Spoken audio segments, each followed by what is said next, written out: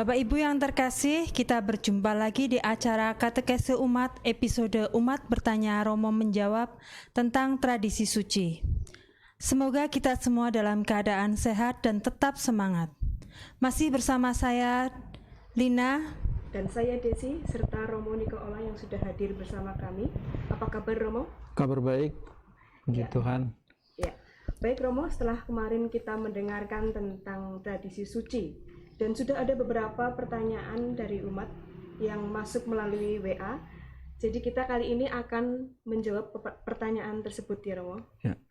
Baik, tetapi sebelumnya saudara-saudara yang terkasih, kita akan mereview sedikit tentang tradisi suci yang sudah Romo berikan beberapa waktu yang lalu dan sekaligus akan membuka acara kita pada hari ini. Silahkan Romo. Baik Bapak, Ibu, Saudara-saudara sekalian, rekan-rekan, teman-teman, kita berjumpa kembali dalam Katekesi Umat edisi ke-10. Pada edisi yang ke-9 saya berbicara tentang tradisi suci, kemudian perbedaannya dengan tradisi gereja. Dan seperti dikatakan oleh Lina dan Desi bahwa ada beberapa komen pertanyaan-pertanyaan yang membutuhkan penjelasan atau pencerahan. Maka episode ini khusus menjawab pertanyaan dari para pemirsa, rekan-rekan, teman-teman sekalian. Kita awali dulu dengan berdoa. Dalam nama Bapa dan Putra dan Roh Kudus. Amin. Baik, saya akan mereview secara singkat seperti biasa. Saya akan mereview secara singkat dari tradisi suci itu. Tradisi, bicara tentang tradisi suci berarti tradisi lisan. Dalam suratnya yang kedua kepada jemaat di Tesalonika, Paulus menulis demikian. Sebab itu berdirilah teguh dan berpeganglah pada ajaran-ajaran yang kamu terima dari kami, baik secara lisan maupun secara tertulis. Baik secara lisan maupun secara tertulis. Ini pendasaran kita. Sebetulnya kitab suci juga adalah tradisi. Ya, tradisi yang tertulis. Dari semua yang tertulis, ada yang pasti tidak ditulis atau tidak dikanonkan, dimasukkan di dalam kitab suci. Maka menurut katekismus kita, katekismus Gereja Katolik Indonesia, di sana dikatakan nomor 75 sampai 83 di sana ditulis, tradisi suci adalah tradisi yang berasal dari para rasul yang meneruskan apa yang mereka terima dari ajaran dan contoh Yesus Kristus serta bimbingan Roh Kudus. Oleh tradisi suci sabda Allah yang dipercayakan Yesus kepada para rasul diteruskan, disalurkan seutuhnya kepada para pengganti mereka, supaya dalam pewartaannya mereka memelihara, menjelaskan, dan mewartakan dengan setia. Maka tradisi suci ini bukan tradisi manusia yang merupakan adat kebiasaan. Dalam hal ini perlu kita ketahui bahwa Yesus tidak pernah mengecam seluruh adat kebiasaan manusia. Ia hanya mengecam adat kebiasaan yang bertentangan dengan perintah Tuhan. Seperti dikatakan dalam Injil Markus bab 7 ayat 8, Yesus bersabda, perintah Allah kamu abaikan untuk berpegang pada adat istiadat manusia. Jadi tradisi suci dan kitab suci sebetulnya tidak bertentangan, tapi saling mendukung, saling menguatkan. Kalau kita mau mengerti kitab suci, mau tidak mau kita harus memahami dulu tradisi, karena di dalam tradisi itulah kita tahu konteks-konteks kitab suci itu ditulis. Ya, jadi dalam arti ini kedua hal ini tidak bertentangan. Jadi bagi kita gereja Katolik, dasar iman kita adalah tradisi suci dan kitab suci. Berbeda dengan saudara-saudara kita yang Protestan, mereka hanya berpegang pada kitab suci, hanya sola scriptura, di sana ada kebenaran, di sana ada keselamatan. Sementara gereja Katolik juga Ortodoks menghidupi kedua-duanya, tradisi suci dan kitab suci. Jadi sekali lagi, tradisi suci dan kitab suci itu tidak pernah bertentangan satu sama lain. Pengajaran para rasul seperti Allah Tritunggal, api penyucian, keperawanan Maria, pengguna roti dan anggur dalam misa dan seterusnya, ini sangat jelas diajarkan melalui tradisi dan tidak bertentangan dengan kitab suci. Jadi ini beberapa hal yang perlu kita ketahui ini, ya, sehingga apa yang diajarkan oleh para rasul yang mereka dengar sendiri dari Yesus sendiri, dari contoh dan teladan hidup Yesus ini, lalu mereka teruskan kepada kita semua melalui para pengganti mereka. Siapa para pengganti para rasul ini? Para paus, uskup, dan ajaran-ajaran ini dipelihara dengan baik dan diteruskan kepada kita semua. Supaya apa? Supaya seperti dikatakan tadi, supaya para pengganti mereka ini memelihara, menjelaskan, mewartakan dengan setia, supaya tidak boleh ada penyesatan. Ya, tidak boleh ada penyesatan.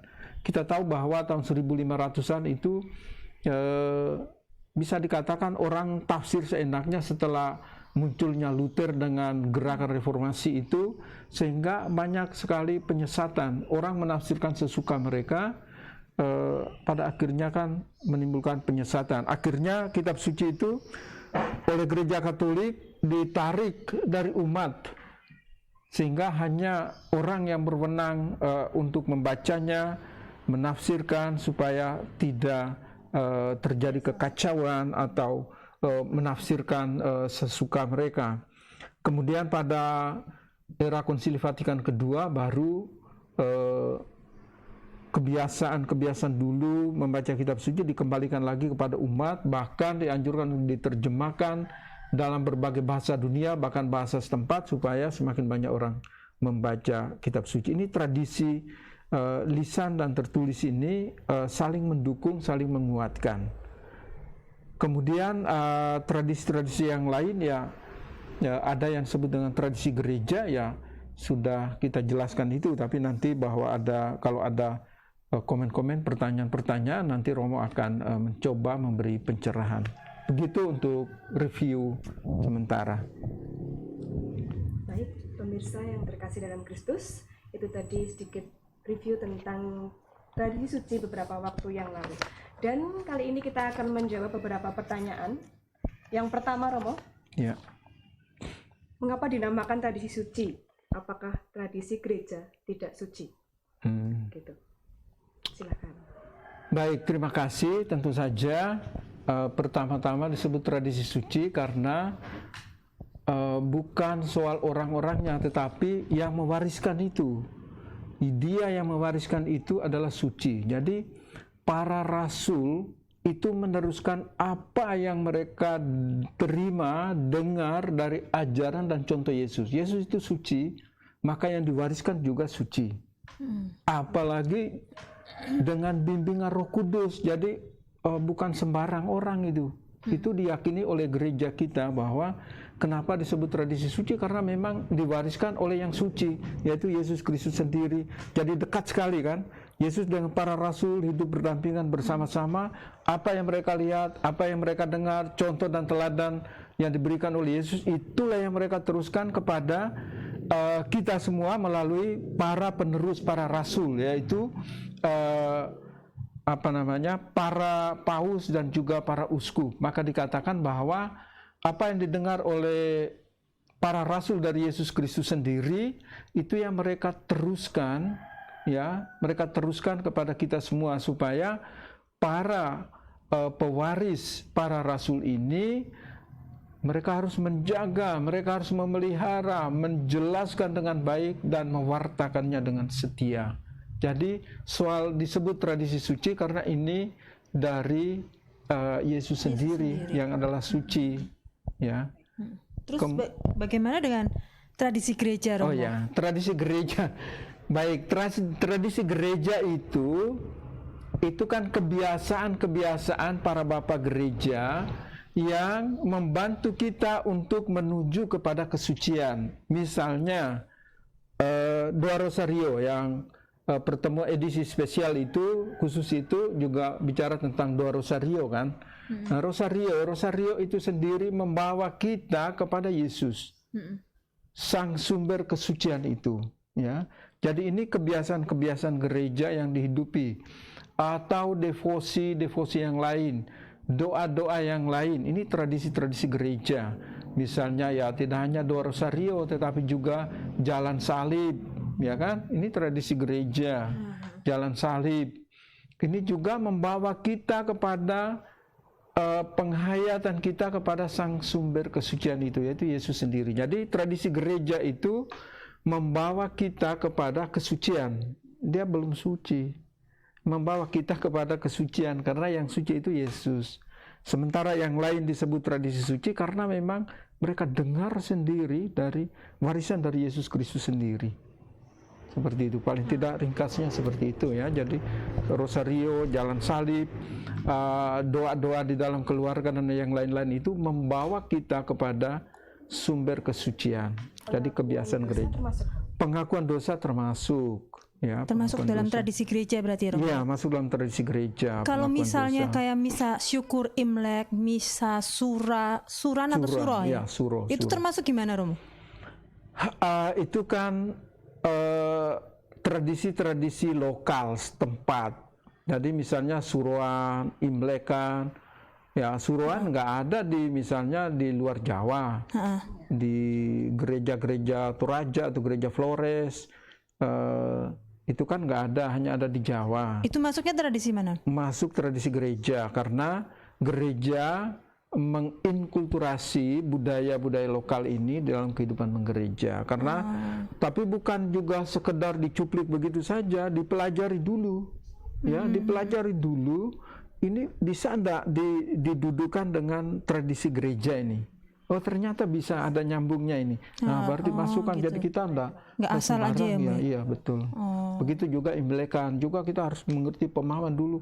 Apa sih warna-warna yang merah-merah itu, kemudian pas jatuhnya misalnya seharusnya warna ungu, misalnya Prapaskah atau pas Advent, bagaimana ini penyesuaian ini? Maka nanti Bapak Uskup mengeluarkan kebijakan untuk mengakomodir ini semua. Jadi seperti itu masuk di dalam tradisi gereja. Kenapa? Karena tidak ada di dalam doktrin itu. Jadi tradisi suci itu karena berasal dari Yesus Kristus sendiri, maka itu didoktrinkan, ya. Misalnya Allah Tritunggal itu doktrin, Maria Bunda Allah itu doktrin. Mungkin jadi gampangnya kalau tradisi suci itu di seluruh dunia itu sama ya, Romo ya. Kalau tradisi gereja itu bisa lingkup tertentu saja ya, Romo ya. Betul sekali ya. Misalnya kalau orang di Afrika, misalnya membawa persembahan, ya kalau kita ada tarian, tetapi kalau di Afrika Selatan misalnya, itu kan romonya juga yang turun ya ikut menari juga. Iya, Romo. Ikut menari juga kan. Nah, padahal kan mungkin itu budaya di sana kan. Iya. Gitu. Jadi itu tradisi gereja, jelasnya itu. Jadi tradisi suci itu sifatnya doktrinal. Ini ajaran yang memang diwariskan oleh Yesus Kristus, maka ini didoktrinkan, itu ditentukan lewat konsili. Ya. Konsili Yerusalem misalnya, saya beritahu, Konsili Yerusalem itu untuk menentukan siapa sih apakah orang menjadi Kristen itu harus disunat atau tidak. Maka mereka membagi area itu kan. Konsili di Yerusalem, sidang di Yerusalem itu untuk membagi area. Sudah Petrus, engkau dan kawan-kawan untuk orang-orang Yahudi, artinya untuk orang bersunat. Aku, Paulus, Barnabas, Silas, kami untuk orang yang tidak bersunat. Misalnya, karena itu ditentukan itu. Itu tradisi sucinya, itu warisan dari sana ya, gitu. Saya kira tadi juga sudah terjawab tentang contoh dalam tradisi gereja Katolik ya, Romo. Oh iya. Lalu apa saja contoh dalam tradisi gereja Katolik yang tidak bisa diubah? Dalam tradisi gereja Katolik yang tidak bisa diubah, misalnya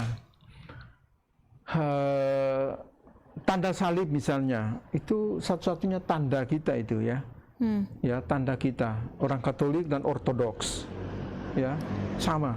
Hanya Ortodoks kan Bapa, Putra, Roh Kudus, amin. Kebalik. Ya kan?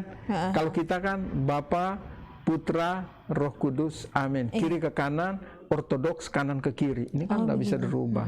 Akhirnya tanda ini, warisan gereja ini, kebiasaan gereja, tradisi gereja ini, itu berlaku sama di seluruh dunia. Ya namanya orang Katolik pasti itu. Lihat aja itu, kalau masuk sebuah gereja jangan-jangan salah. Oh ternyata sama. Oh kalau memang tanda salibnya itu Bapa, Putra, Roh Kudus kanannya ke kiri, oh ini Ortodoks ini, kan gitu. Jadi contoh-contoh seperti itu apa ya, ya tidak bisa dihilangkan itu. Atau misalnya Ekaristi juga ya masuk juga tradisi suci, tetapi juga dihidupi oleh tradisi gereja. Maka hal-hal pokok di dalam liturgi misalnya itu, karena sudah masuk juga di sana unsur-unsur tradisi sucinya, bahwa Yesus juga pernah mengadakan perjamuan, maka hal-hal yang tidak dirubah itu hosti anggurnya, misalnya kan, hosti anggur itu kemudian sudah ditetapkan, anggur juga harus anggur murni, tidak boleh anggur yang macam-macam. Hosti juga dari gandum, tidak boleh diganti dengan roti Roma atau singkong atau apapun, mendoan kita di sini. Tidak bisa digantikan oleh apapun, ini tidak tergantikan. Kalau tidak ini enggak sah, tidak sah, perayaan itu enggak sah itu, ya seperti itu. Contohnya seperti itu, ya. Baik Romo, ini ada pertanyaan juga tentang pemilihan paus. Pemilihan paus termasuk dalam tradisi suci atau tradisi gereja? Untuk pemilihan paus bisa masuk kedua-duanya sih ya. Tapi kita lebih masuk ke tradisi suci karena gereja Katolik itu mengikuti tradisi Yesus. Misalnya, sebelum Yesus memilih rasul-rasulnya dan kemudian menentukan Petrus sebagai pemimpin, ya, apa yang dibuat oleh Yesus? Yesus itu semalaman dia pergi ke bukit, semalaman dia berdoa. Ya. Dia berdoa semalam suntuk itu. Setelah itu baru turun dari gunung itu, baru dia memilih rasul-rasulnya, kemudian menentukan Petrus sebagai pemimpinnya. Nah, gereja Katolik mengikuti tradisi suci ini. Ya, mengikuti tradisi suci ini, maka paus kita yang pertama itu Petrus yang dipilih oleh Yesus sendiri. Nah, lalu untuk pemilihan paus selanjutnya itu juga menggunakan tradisi itu, tradisi Yesus yang berdoa satu malam, tetapi para bapak gereja, para bapak uskup kardinal yang memilih paus itu, mereka harus retret agung semalam suntuk, semalam 1 bulan penuh. Mereka retret itu minta bimbingan Roh Kudus, siapa sih yang akan memimpin gereja Katolik di seluruh dunia. Jadi bukan ada kampanye, ada WA atau apapun, tidak. Mereka memang retret agung tanpa komunikasi dengan siapapun. Nanti mereka memilih. Jadi tradisi itu ya tradisi suci yang diwariskan oleh Yesus, karena kita ikuti kepemimpinan Petrus sampai dengan Paus Fransiskus ini, kita ikuti itu. Oleh karena itu, maka kita justru untuk menjaga jangan sampai ada perpecahan di dalam gereja hanya karena kepemimpinan. Andai bayangkan kalau ada misalnya kubu Eropa, ke kubu Afrika, ke kubu Asia, kampanye masing-masing untuk mendukung calonnya, lah ini kan kacau itu ya. Tapi ini kan bimbingan Roh Kudus ya, seperti dikatakan di sini juga ya, bahwa apa yang diwariskan oleh Yesus, diajarkan oleh Yesus, contoh yang dibuat oleh Yesus, tetapi juga ada bimbingan dari Roh Kudus. Nah ini warisan ini, tradisi suci ini yang kita ikuti, termasuk kepemimpinan gereja Katolik, pemilihan paus termasuk itu ya. Begitu. Ada lagi pertanyaan Romo, dari mana kita tahu mana yang tradisi suci dan mana yang tradisi gereja? Baik. Untuk tradisi suci Ya, untuk tradisi suci itu pasti itu sifatnya doktrinal. Jadi itu dihasilkan oleh sebuah sidang besar lewat konsili-konsili.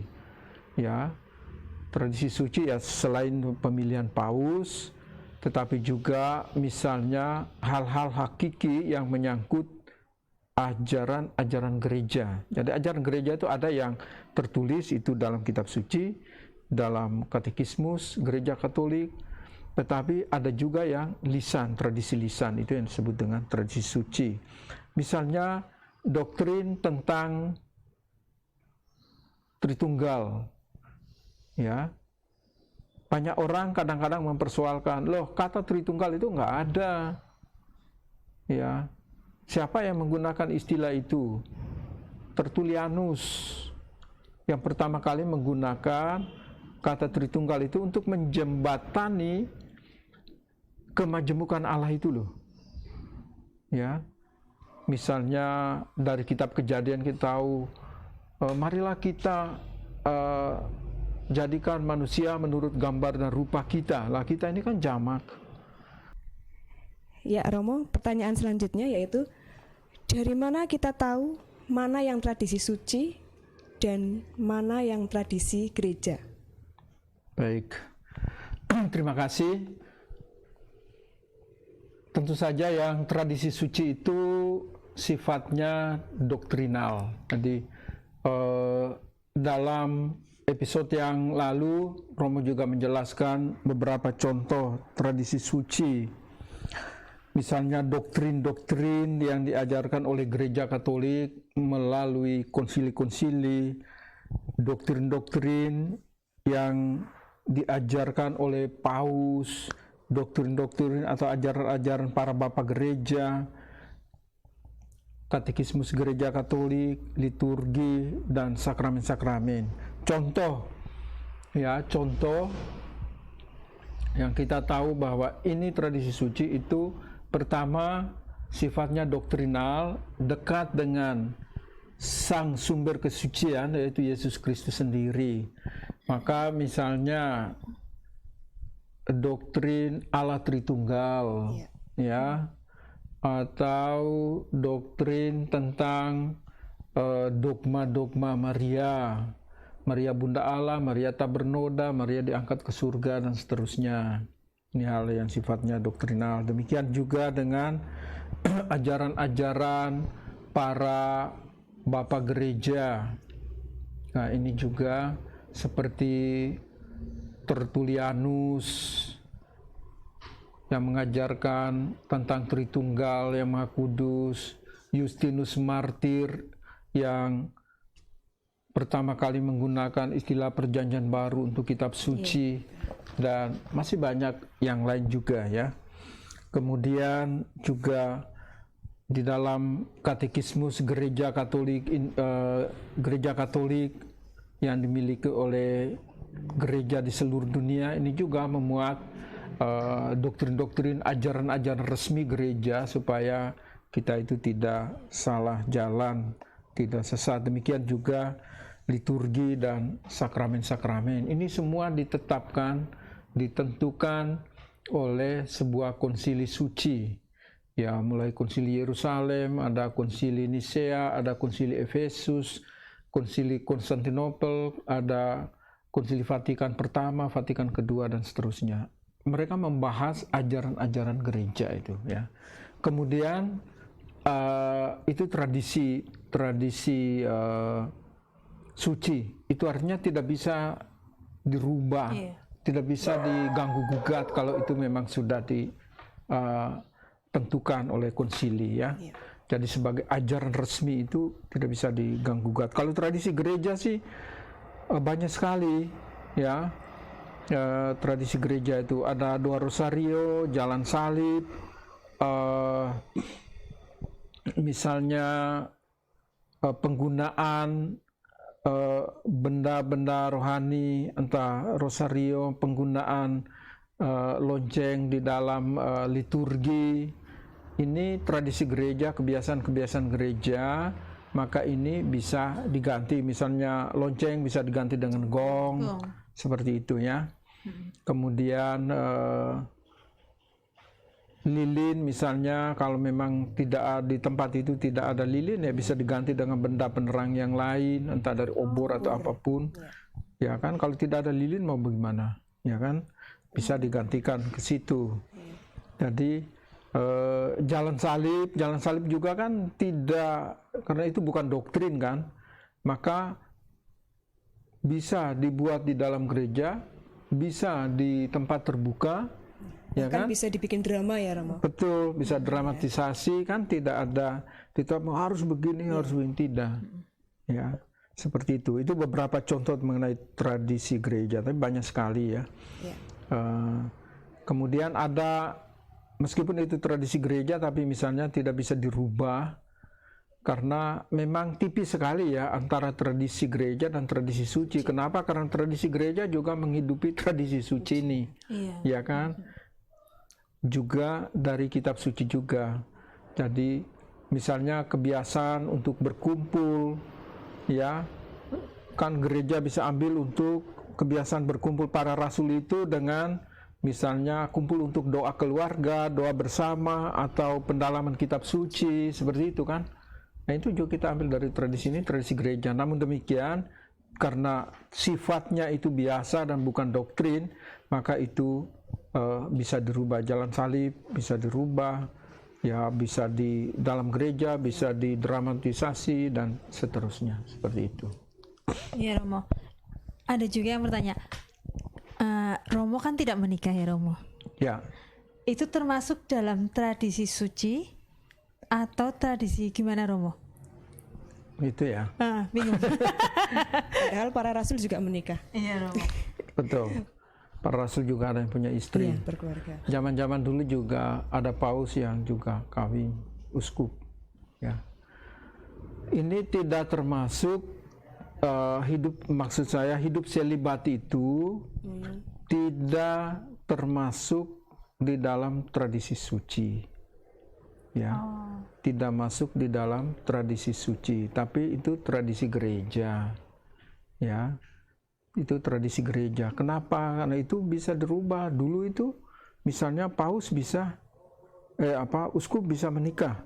Tapi setelah kan orang lihat perkembangan apa plus minusnya kalau menikah, kemudian meskipun ya bisa didasari juga apa yang dikatakan oleh Yesus, ada yang tidak menikah karena dibuat oleh orang lain, ada yang tidak menikah karena dari lahirnya memang sudah cacat, ada yang tidak menikah oleh karena kerajaan Allah dan karena kemauannya sendiri. Jadi ada misalnya tidak menikah itu meskipun ada di dalam kitab suci, tetapi karena Yesus tidak mengajarkan itu, maka itu tidak termasuk tradisi suci atau doktrin itu. Misalnya Injil Matius bab 19 ayat 12. Ini mengenai perceraian itu ya. Saya kutip yang bagian ayat yang ke-12.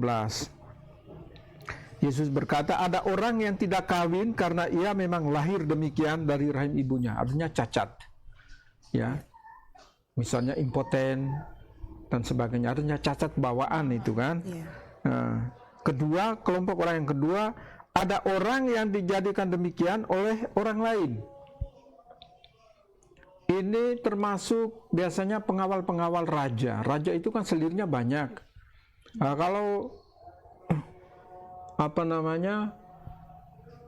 istri-istri selir-selir mereka melihat, pengawal ini ganteng-ganteng, bisa juga tergoda, maka para pengawal raja itu dikebiri supaya tidak mengganggu atau istri mereka tidak tergoda untuk itu. Ini masuk kelompok orang yang kedua, ada yang dijadikan demikian oleh orang lain, ya kan? Oleh orang lain itu. Kelompok yang ketiga, ada orang yang membuat dirinya demikian karena kemauannya sendiri oleh karena kerajaan surga. Jadi Romo termasuk kelompok ketiga ya? Saya, para Romo, para imam dan sebagainya, uskup, paus, kami masuk kelompok yang ketiga.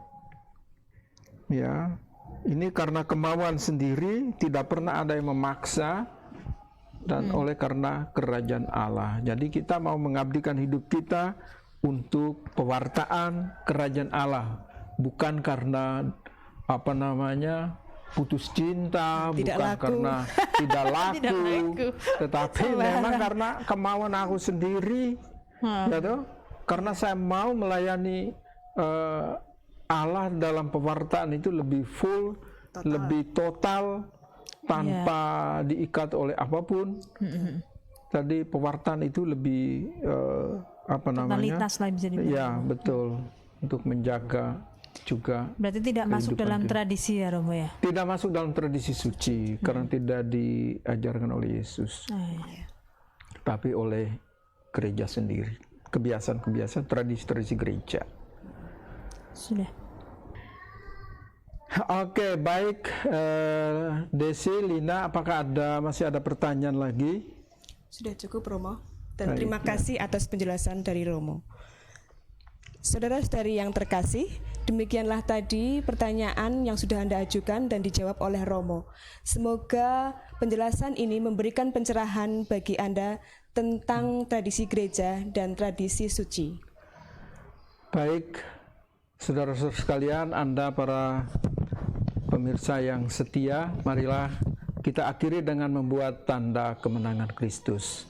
Dalam nama Bapa dan Putra dan Roh Kudus. Amin. Demikian pemirsa katekese kita kali ini. Kita akan bertemu lagi di episode yang akan datang mengenai magisterium. Dan kami tunggu komen, like, dan subscribe dari Bapak Ibu sekalian. Tetap sehat, berkah dalam.